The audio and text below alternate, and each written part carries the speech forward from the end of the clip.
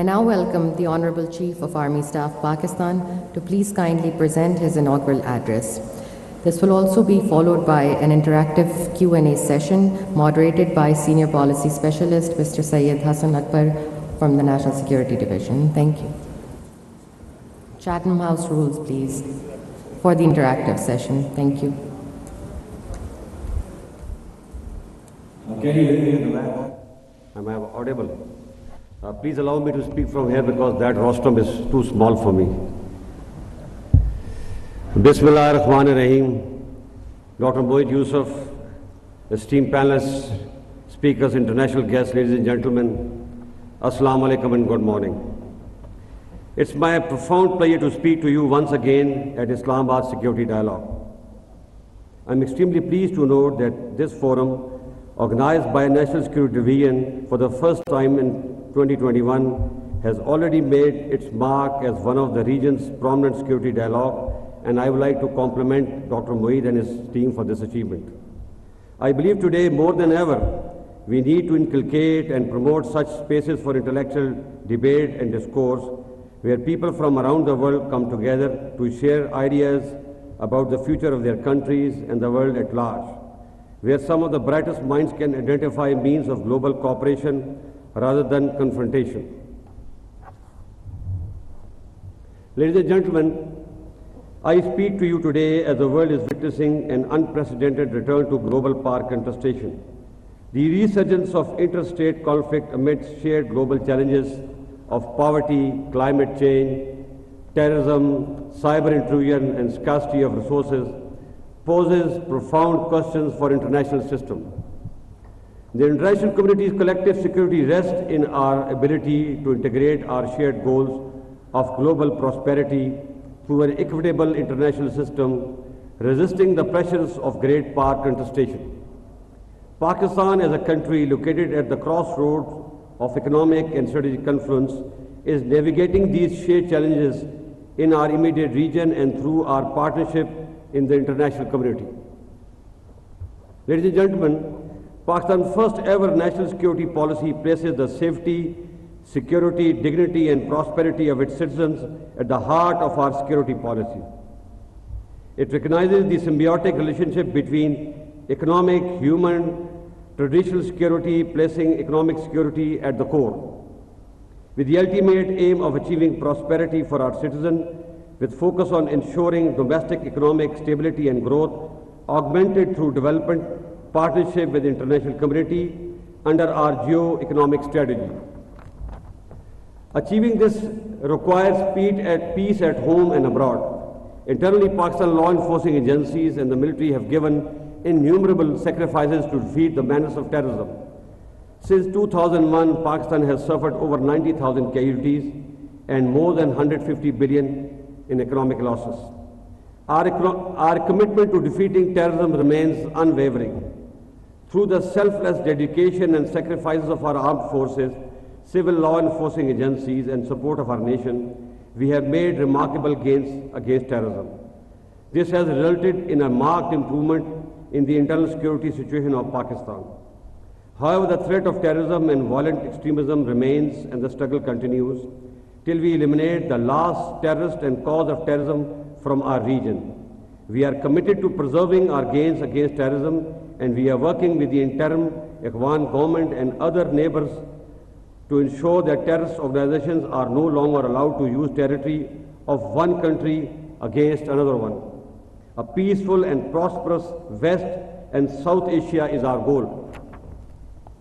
Pakistan national security policy places a premium on promoting national cohesion and harmony through the precepts of unity in diversity.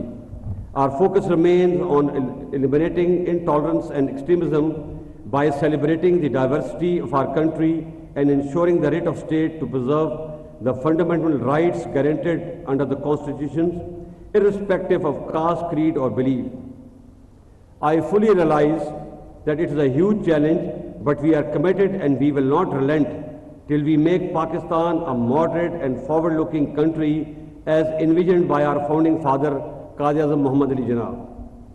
Pakistan also recognizes that it is the regions, not the countries, that grow. That is why we believe that peace and stability in our wider regions are prerequisites for achieving shared regional prosperity and development. In this regard, our doors are open for all our neighbors. Ladies and gentlemen, for decades, conflict in our immediate west has created negative externalities and spillover effect that have adversely impacted our economy, society, and security. This is why Pakistan continues to work closely with the international community to pursue peace and stability in Afghanistan.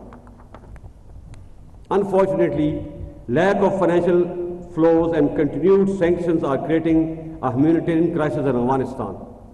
Pakistan has worked tirelessly to provide humanitarian aid to the people of Afghanistan in collaboration with the international community, but much more is needed.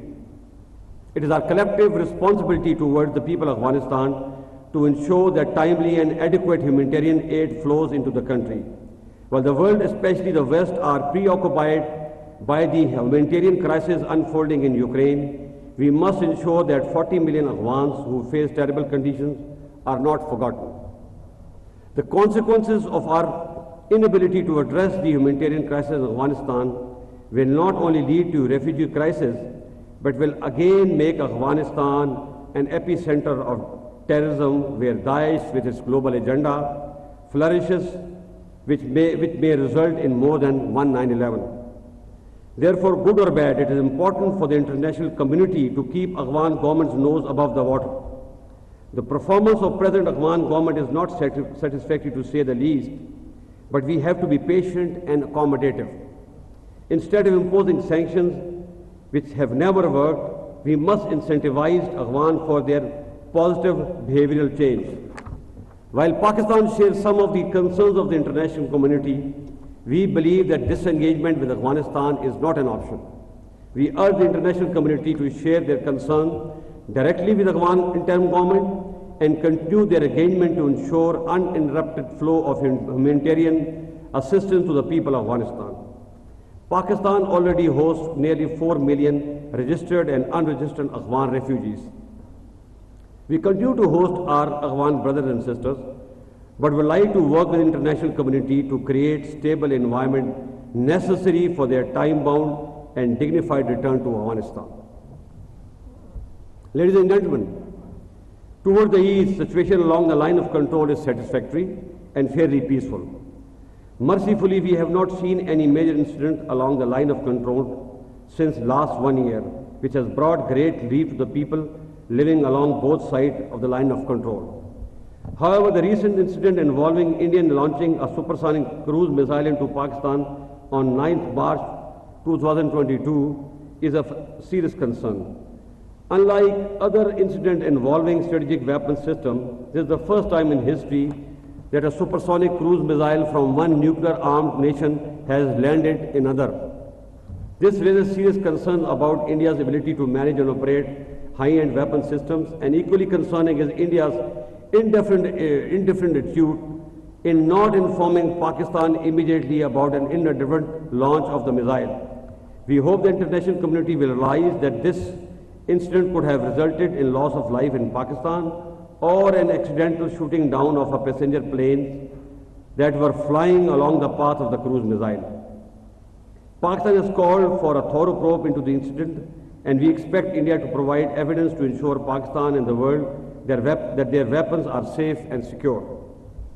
On our part, like early 2019, when Pakistan demonstrated its role as a responsible member of international community by returning the captured pilot of an intruding Indian fighter aircraft, we have once again demonstrated maturity and responsibility in our response. Ladies and gentlemen, Pakistan continues to believe in using dialogue and diplomacy to resolve all outstanding issues, including the Kashmir dispute, and is ready to move forward on this front if India also agrees to do so. With 1/3 of the world engulfed in some sort of a conflict or war, it is important that we keep the flames of fire away from our region. In this regard, besides Kashmir dispute, the Indo-China border dispute is also a matter of great concern for us, and we want it to be settled quickly through dialogue and diplomacy. I believe it is time for political leadership of the region to rise above their emotional and perceptual biases and break the shackles of history to bring peace and prosperity to almost 3 billion people of the region. Ladies and gentlemen, with growing concern about major power contestation, Pakistan is positioning itself as a melting pot for a positive global economic interest through our focus on connectivity and development friendship. Pakistan does not believe in camp politics, and our bilateral relationship with our partners are not at the expense of our relationship with other countries. Pakistan enjoys a close strategic relationship with China, demonstrated by our commitment towards Pakistan-China Economic Corridor or CPEC. Equally, we share a long history of excellent and strategic relationship with the United States, which remains our largest export market. We seek to broaden and expand our ties with both countries without impacting our relations with the other. Similarly, European Union, United Kingdom, Gulf, Southeast Asia, and Japan are also vital for our national development and progress. Ladies and gentlemen, Pakistan is deeply concerned about the conflict in Ukraine. With Ukraine, we enjoy excellent defense and economic relationships since its independence. With Russia, we had cold relations for a long time due to numerous reasons. However, recently there have been some positive development in this regard. Sadly, the Russian invasion against Ukraine is very unfortunate, as thousands of people have been killed, millions made refugees, and half of Ukraine destroyed. This is a huge tragedy which must be stopped immediately. Furthermore, despite legitimate security concerns of Russia, its aggression against a smaller country cannot be condoned. Pakistan has consistently called for an immediate ceasefire and cessation of hostilities. We support immediate dialogue between all sides to find a lasting solution to the conflict. Pakistan has also dispatched humanitarian assistance to Ukraine through special flights of Pakistan Air Force and will continue to do so.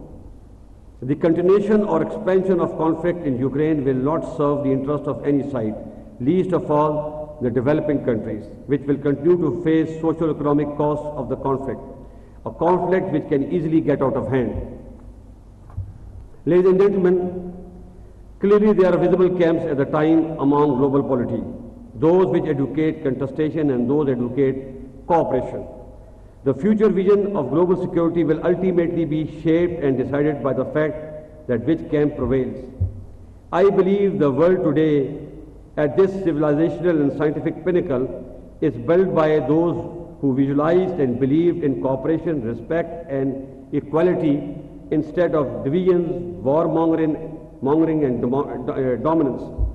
Pakistan today has a unique position where it has very cordial historic relation with both the camps.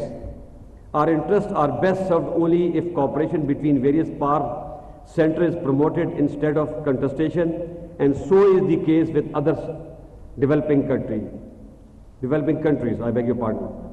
It is therefore necessary for the world leadership to support the island of cooperation such as Pakistan instead of promoting those who wish to gain from this contest. Finally, one quick and important lesson as a military man that emerges from Russia-Ukraine conflict, which must be highlighted over here, and that is that it is the preeminence or dominance of firepower over mobility, as was the case during First War. This has given a heart to smaller country that they can still defend their territory with smaller but agile forces against an aggression by a bigger country by carrying out selective modernization in equipment and adopting novel ideas. And this is the course we intend following for our future developmental strategy. I thank you.